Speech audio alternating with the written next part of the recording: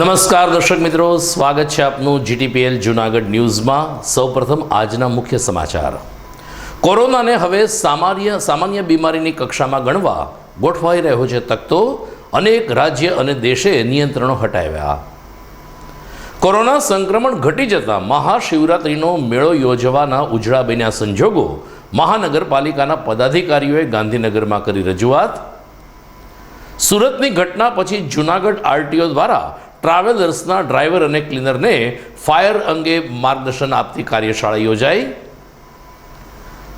Hallmark licence મેળવવા માટેની website 1 મહિનાથી બંધ રહેતા સોની વેપારીઓ હેરાન પરેશાન। અને હજારો સેવકોની અશ્રુભીની અંજલિ વચ્ચે મઢડાના સોનલધામ ખાતે બનુમાઈને આપવામાં આવી સમાધિ। તમામ સમાચાર વિસ્તારથી જોઈએ તે પહેલા લઈએ એક બ્રેક।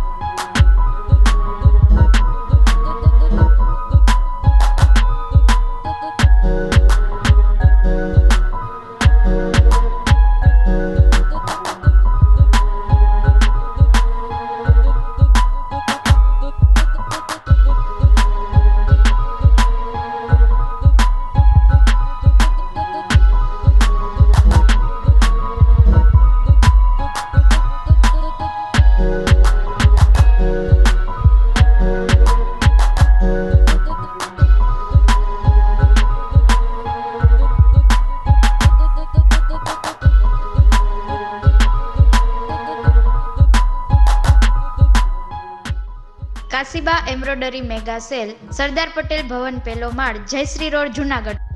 સમય સવારે 10 થી રાત્રે 9 સુધી।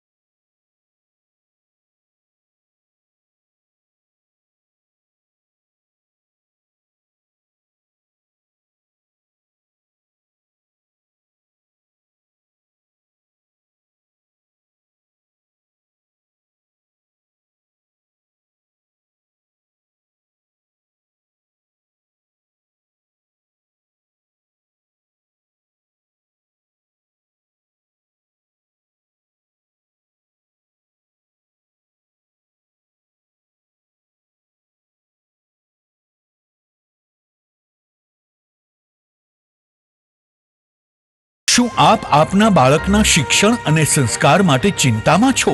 તો વિદ્યા, સદવિદ્યા અને બ્રહ્મ વિદ્યાના સમન્વય સાથે શ્રી સ્વામિનારાયણ વિદ્યાપીઠ ફરેણી લાવી રહ્યું છે શિક્ષણની નવી દુનિયા કે જ્યાં CBSE અંગ્રેજી માધ્યમ ધોરણ 1 થી 12 સાયન્સ અને કોમર્સ તેમજ ગુજરાતી માધ્યમ ધોરણ 6 થી 12 સાયન્સ અને કોમર્સ. જિલ્લો રાજકોટ, તાલુકો ધોરાજી, જ્યાં છે શિક્ષણની અદ્યતન સુવિધા સાથે આઉટડોર ગેમ્સ તેમજ ઇન્ડોર ગેમ્સ તેમજ અદ્યતન સ્વિમિંગ પુલ સાથે ઉત્તમ ક્વોલિટીનું શિક્ષણ આપતી સંસ્થા અને સ્વાદિષ્ટ ભોજન સાથે અદ્યતન AC હોસ્ટેલ.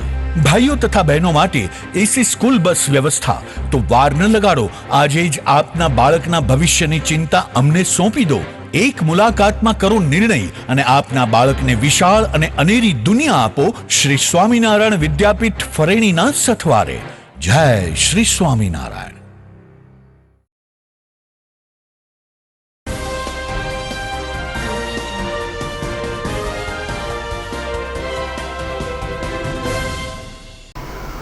હવે જોઈએ સમાચાર વિગતવાર.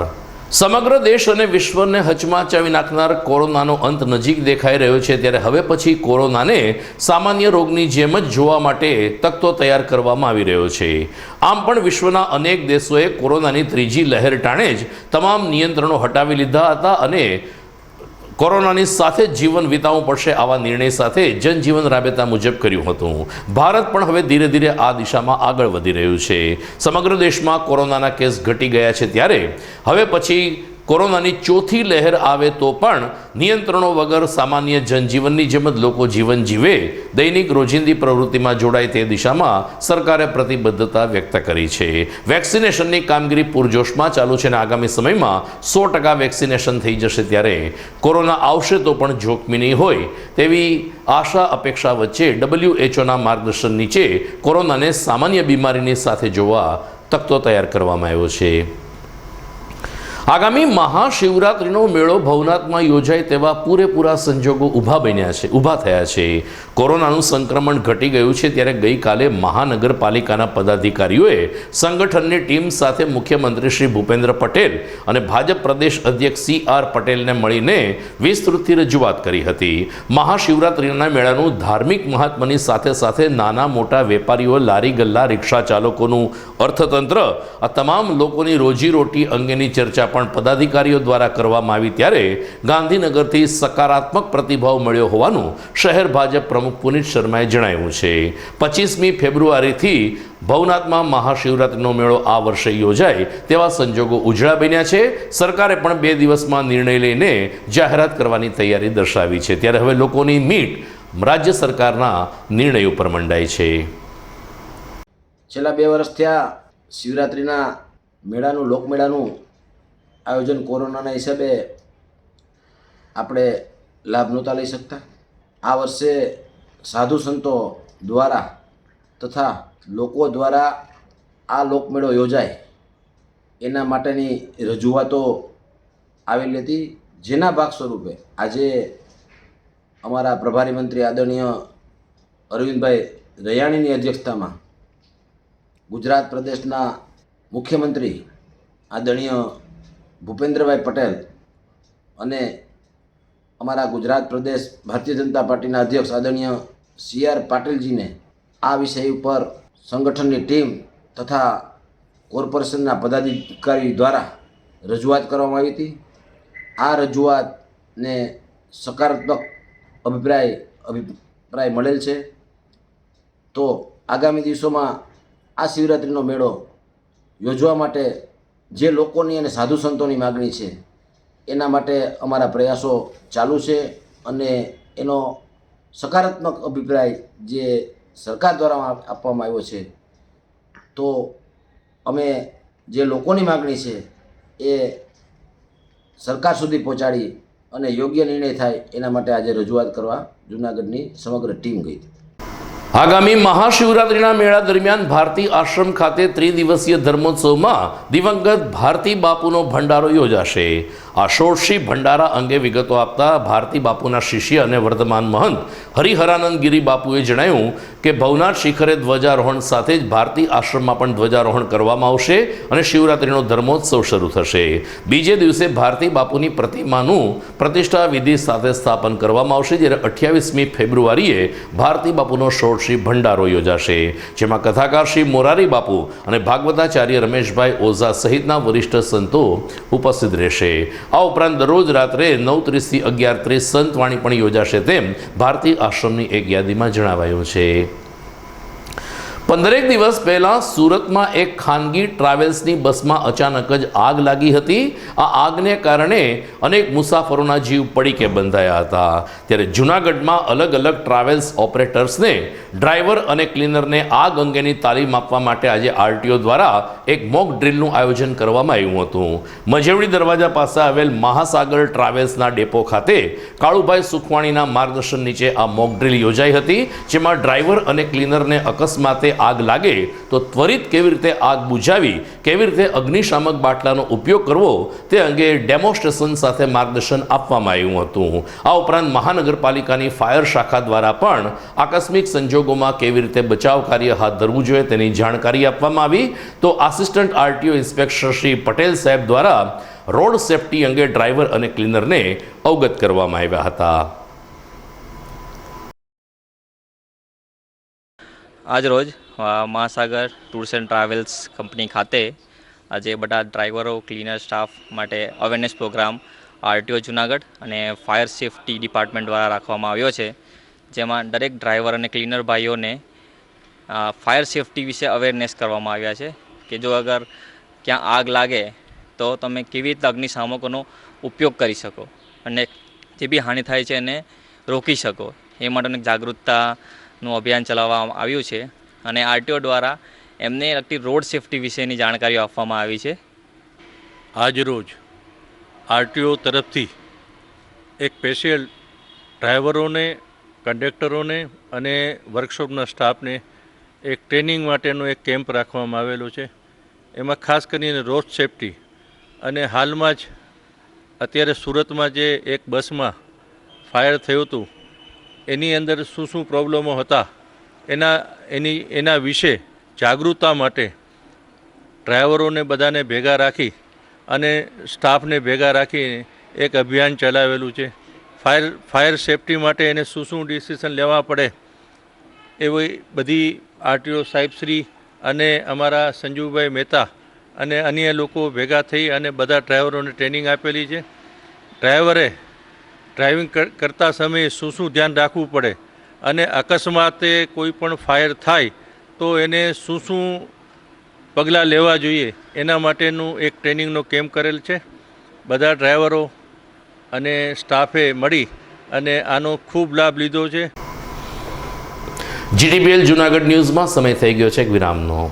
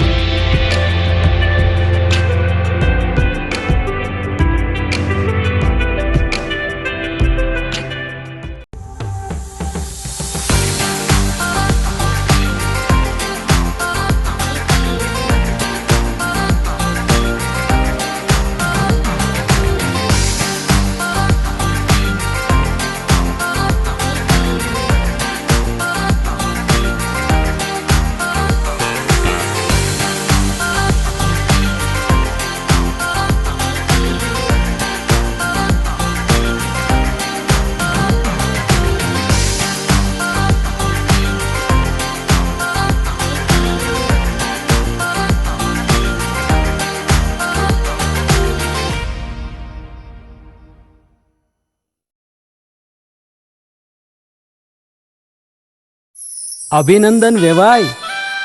એ આજનો દિવસ આપણા માટે ખૂબ શુભ છે, કેમ કે તમારી દીકરી નિશા અને મારા દીકરા સંજુના લગ્નની તારીખ નક્કી થઈ ગઈ ને. હાજી હાજી. પપ્પા, લગ્નની તારીખ તો નક્કી થઈ ગઈ, પણ લગ્ન માટેની જ્વેલરીઓ? સંજુ બેટા, તારા દાદાજીના વખતથી ચોકસી હીરાલાલ મકનજીની જૂની પેઢી છે ને, એની સાથે આપણો વર્ષો જૂનો ઘરોબો છે, જે અત્યારે જય ભવાની જ્વેલર્સના નામે ફેમસ છે બેટા. જય ભવાની જ્વેલર્સ મતલબ ચોકસી બજાર જુનાગઢ? તમે પણ જય ભવાની જ્વેલર્સ સાથે? અમે ભલે રાજકોટના હોઈએ, પરંતુ જય ભવાની જ્વેલર્સ સાથે અમારો પરિવાર પણ વર્ષોથી સંકળાયેલો છે, જ્યાં છેતરાવાની કોઈ શક્યતા જ નથી.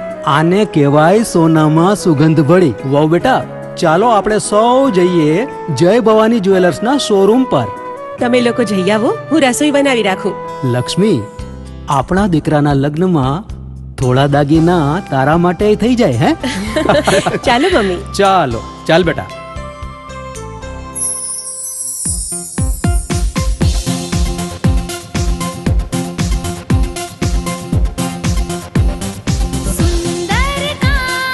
વ્યાજબી દામ, એક જ નામ, જય ભવાની જ્વેલર્સ. તહેવાર વ્યવહાર, બંગડી વીટી હાર, ડિઝાઇન અપાર, જય ભવાની જ્વેલર્સ, જય ભવાની જ્વેલર્સ.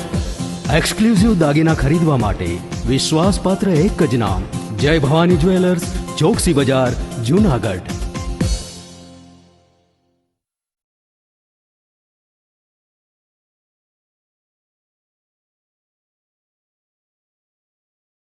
આપ સૌ જેની આતુરતાથી રાહ જોઈ રહ્યા હતા તે ન્યૂ નોવેલ્ટી ફર્નિચરની નવી 3 યોજનાનું બુકિંગ શરૂ થઈ ગયું છે. નોવેલ્ટીનો સાથ, નસીબની સોગાત. ફક્ત ₹650, 900 અથવા 1300 ના સરળ હપ્તા દ્વારા તમારું મનપસંદ ફર્નિચર અથવા ઇલેક્ટ્રોનિક્સ વસાવવાની અમૂલ્ય તક.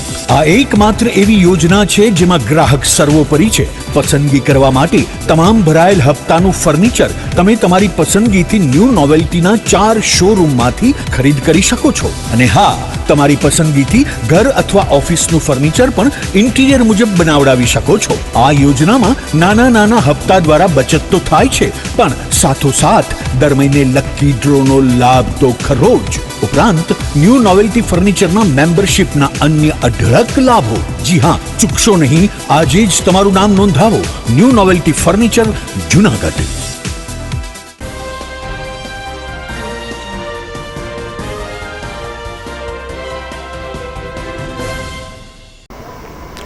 વિરામ બાદ આપનું સ્વાગત છે.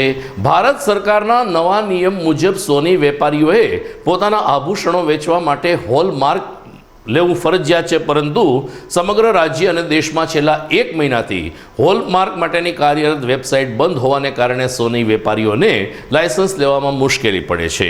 આ સોની વેપારીઓ હોલમાર્ક લાયસન્સ મેળવવા ઈચ્છુક છે, પરંતુ 1 મહિનાથી વેબસાઇટ ઠપ થઈ ગઈ હોવાને કારણે વેપારીઓને લાયસન્સ મળતું નથી. અગ્રણી વેપારીઓનું કહેવું છે કે આ અંગે અમદાવાદ, વડોદરા, ગાંધીનગરથી લઈ અને છેક દિલ્હી સુધી રજૂઆત કરવામાં આવી છે, પરંતુ વેબસાઇટ ચાલતી નથી, જેને કારણે અનેક સોની વેપારીઓ હોલમાર્ક અંગેના લાયસન્સથી વંચિત રહી ગયા છે. જૂનાગઢની નજીક આવેલ મઢડા મુકામે ગઈકાલે બનુમાને હજારો સેવકોની અશ્રુભીની અંજલિ વચ્ચે સમાધિ આપવામાં આવી હતી. બનુમાએ પણ અંતિમ ઈચ્છા વ્યક્ત કરી હતી કે પોતાને સોનલધામમાં જ સમાધિ આપવામાં આવે, ત્યારે ગઈકાલે વરિષ્ઠ સંતો તેમજ હજારો સેવકોની ઉપસ્થિતિમાં બનુમાની પાલખી યાત્રા નીકળી હતી અને ત્યારબાદ સોનલધામ મંદિરની અંદર જ એમને સમાધિ આપવામાં આવી હતી. આ પ્રસંગે મહંત શેરનાથ બાપુ, ઇન્દ્રભારતી બાપુ, સોરઠ પ્રદેશના સંતો અને ગુજરાતભરમાં માંથી બનુમાના અને સોનલધામના સેવકો હાજર રહ્યા હતા. તમામ લોકોએ સજળ નહીં લે બનુમાની કામગીરીને યાદ કરી હતી, તેમજ તેને અંતિમ સમાધિના અંતિમ દર્શન કરીને કૃતજ્ઞતાની પણ લાગણી વ્યક્ત કરી હતી. મહંત શેરનાથ બાપુ અને ઇન્દ્રભારતી બાપુએ બનુમાના ધાર્મિક અને સામાજિક યોગદાનની ભાવવંદના કરી હતી.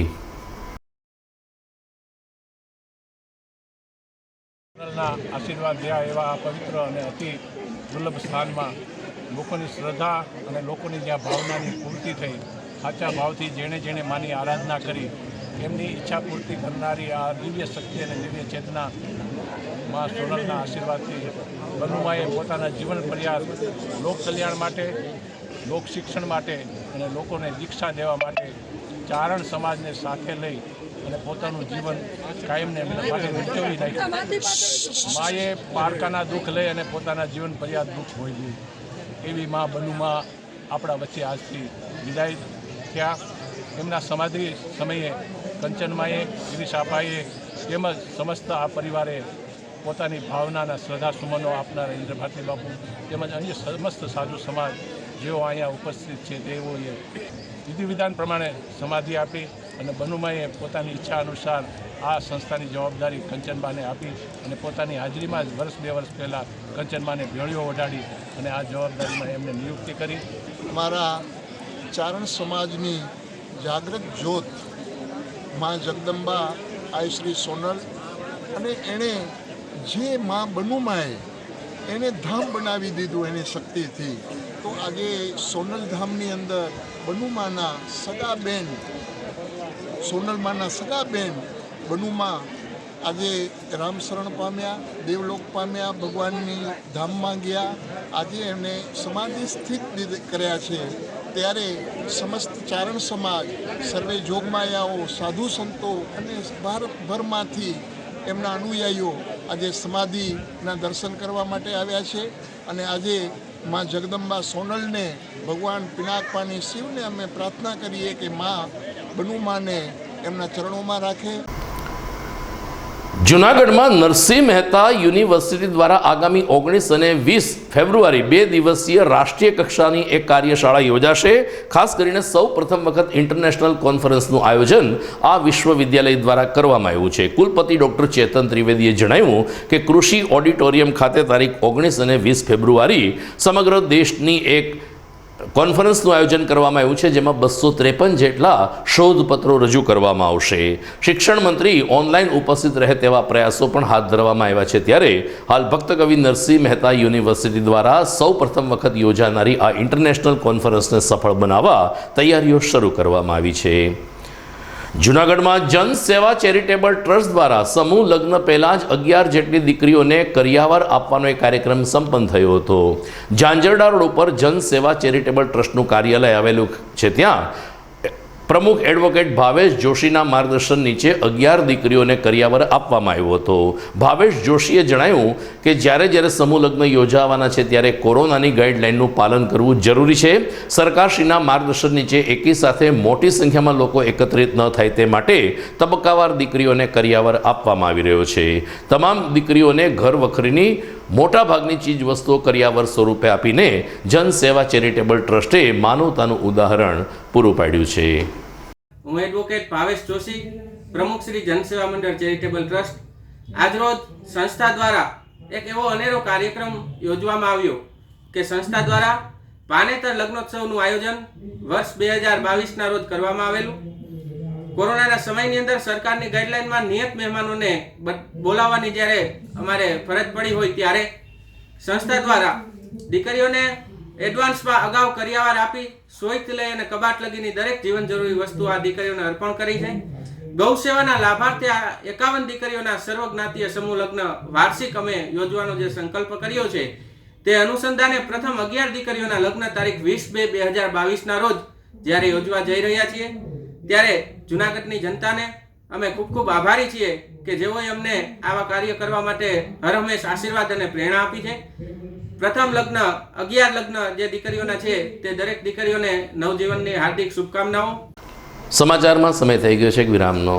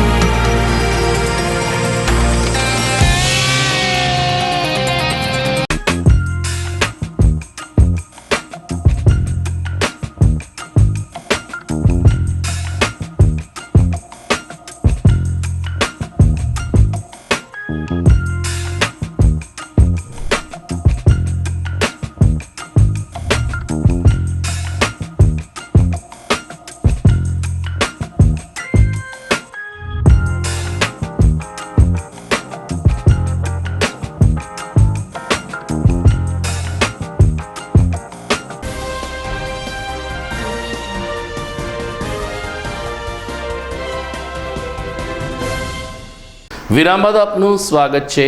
14મી ફેબ્રુઆરીએ આપણે વેલેન્ટાઇન ડે ઉજવીએ છીએ, પરંતુ હવેની બદલાયેલી પેઢીએ 14મી ફેબ્રુઆરીએ પુલવામામાં શહીદ થયેલા આપણા 44 જાંબાઝ જવાનોને યાદ કરીને શ્રદ્ધાસુમન અર્પણ કર્યા હતા. વિશ્વ હિન્દુ પરિષદ અને બજરંગ દળ દ્વારા પણ શહીદ સ્મારક ખાતે પુલવામામાં શહીદ થયેલા શહીદોને શ્રદ્ધાંજલિ સાથે યાદ કરવામાં આવ્યા હતા. રાષ્ટ્રને સમર્પિત થયેલા, પોતાનો જીવ ગુમાવી ચૂકેલા આ તમામ શહીદો પ્રત્યે સંવેદના વ્યક્ત કરીને તેમાંથી કંઈક ને કંઈક શીખવા યુવા વર્ગએ આ તકે સંકલ્પ લીધા હતા. વિશ્વ હિન્દુ પરિષદના શહેર મંત્રી હિરેન રૂપારેલીએ જણાવ્યું કે આપણે વેલેન્ટાઇન ડે આ રીતે પણ ઉજવી શકીએ કે જ્યારે પાકિસ્તાનના એક ષડયંત્રમાં આપણા 44 જવાનો શહીદ થયા હતા. એ દિવસ 14મી ફેબ્રુઆરી ભૂલી ન શકાય. અલબત્ત ભારતે જડબાતોડ જવાબ આપ્યો હતો, પરંતુ આ શહીદોની શહાદતને વંદન કરવા એ દેશના દરેક નાગરિકની ફરજ છે. હું હિરેન રૂપારેલિયા, વિશ્વ હિન્દુ પરિષદ જૂનાગઢ મહાનગર મંત્રી. આજે 14મી ફેબ્રુઆરી, પરંતુ નવયુવાનોને આપણે પૂછીએ કે 14મી ફેબ્રુઆરી શું છે તો કહેશે કે વેલેન્ટાઇન ડે છે. પરંતુ આજે વેલેન્ટાઇન ડે ઉજવવાનો દિવસ નથી ખરા અર્થમાં. 14મી ફેબ્રુઆરીએ આપણે ઇતિહાસ તરફ ડોક્યુ કરીએ, ભૂતકાળમાં જઈએ તો ધ્યાનમાં આવે કે ઘણી બધી એવી ઘટનાઓ બનેલી છે કે જેને યાદ કરવાનો દિવસ છે. તો એવી એક દુઃખદ ઘટના તો પુલવામા જે આતંકી હુમલા થયા છે અને શહીદો જે જવાન થયા છે એમને શ્રદ્ધાંજલિ પાઠવવાનો આજે દિવસ છે. શહીદ સ્મારક બન્યું ત્યારથી તો પ્રતિવર્ષ વિશ્વ હિન્દુ પરિષદ અને બજરંગ દળ કાર્યક્રમ કરતું જ આવ્યું છે, પરંતુ શહીદ સ્મારક નહોતું બન્યું એ પહેલાં પણ વિશ્વ હિન્દુ પરિષદ પ્રતિવર્ષ શહીદ થયેલા જવાનોને યાદ કરે છે અને શહીદ જવાનોને પણ આમંત્રણ આપે છે કે આજે આ દિવસે આપણે યાદ કરવાનું શા માટે ભૂલી જઈએ. તો નવયુવાનોને પણ વિનંતી છે કે આજના દિવસે સૌ કોઈ શ્રદ્ધાંજલિ શહીદોને પાઠવે. જય શ્રી રામ. તો બીજી તરફ આમ આદમી પાર્ટી દ્વારા પણ પુલવામામાં શહીદ થયેલા જવાનોને શ્રદ્ધાંજલિ આપવામાં આવી હતી. શહીદ સ્મારક ખાતે અમર જવાનના સ્તંભ ખાતે તમામે તમામ શહીદોની યાદમાં મીણબત્તી પ્રગટાવી 2 મિનિટનું મૌન પાળીને આમ આદમી પાર્ટીએ શ્રદ્ધાસુમન અર્પણ કર્યા હતા. પ્રમુખ ચેતન ગજેરાએ જણાવ્યું કે 14મી ફેબ્રુઆરીએ 3 વર્ષ પહેલાંની આ ઘટના બની હતી, પરંતુ ભારતનો દરેક યુવાન આ ઘટના આજે પણ યાદ કરે છે અને પાકિસ્તાનને જડબાતોડ જવાબ આપવા માટે સજ્જ છે. ભારત સરકાર અને ભારતીય સેનાએ સમયાંતરે પાકિસ્તાનને જવાબ આપ્યા છે, પરંતુ પુલવામામાં શહીદ થયેલા 44 જવાનોની શહાદતને વંદન સાથે અમે વેલેન્ટાઇન ડે ઉજવીએ છીએ એમ કરીને આમ આદમી પાર્ટીએ શહાદતને વંદન કર્યા હતા. પાકિસ્તાનના એક આતંકી સંગઠન દ્વારા જે ગત 3 વર્ષ પહેલાં પુલવામામાં જે આપણા 50થી વધારે જવાનો જે શહીદ થયા હતા એમની યાદમાં આજે આમ આદમી પાર્ટી જૂનાગઢ મહાનગર દ્વારા શહીદ પાર્ક ખાતે એમને શ્રદ્ધાંજલિ અર્પણ કરવામાં આવી છે. આ દેશના જવાનોએ પોતાનું સર્વોચ્ચ જીવન, સમગ્ર જીવન મા ભારતીની સેવામાં સમર્પિત કરી દીધું છે. એમને આજે આમ આદમી પાર્ટી નતમસ્તક વંદન કરે છે. લતા મંગેશકરના નિધનના સમાચાર હજુ તાજા છે, ત્યાં આજે વધુ એક બોલિવૂડે આંચકો અનુભવ્યો છે. સંગીતકાર અને ગીતકાર બપ્પી લહેરી આજે 69 વર્ષની વયે એમનું નિધન થતાં જાણે કે ભારતીય સિનેજગત અને ભારતીય સંગીતમાં ડિસ્કોનો આખો યુગ પૂરો થયો હોય તેવી અનુભૂતિ તેના ચાહકો દ્વારા કરવામાં આવી છે. ઉલ્લેખનીય છે કે ભારતમાં પોપ સંગીત લાવનાર ડિસ્કો અને પોપ સંગીતને પ્રચલિત કરવામાં બપ્પી લહેરીનો સિંહ ફાળો રહ્યો છે અને 80 થી 90ના દાયકામાં જે હિન્દી ફિલ્મો રજૂ થતી હતી જેમાં બપ્પી લહેરીનું સંગીત અને એમનું ગીત લોકો માટે લોકપ્રિય સાબિત થયા હતા. 69ની વયે ગઈકાલે રાત્રે 11 કલાકે મુંબઈમાં તેનું અવસાન થયું. બપ્પી લહેરી એમના શરીર ઉપર સોનું પહેરવા માટે પણ ખૂબ જ જાણીતા બન્યા હતા. એક ચોક્કસ ઇમેજ સાથે બપ્પીદાએ વિદાય લીધી છે, ત્યારે આજે ભારતીય સંગીત ચાહકોએ બપ્પી લહેરીને પણ યાદ કર્યા હતા. GTPL જૂનાગઢ ન્યૂઝ ચેનલ પણ સંવેદના વ્યક્ત કરે છે અને સમાચારમાંથી વિદાય લે છે. નમસ્કાર.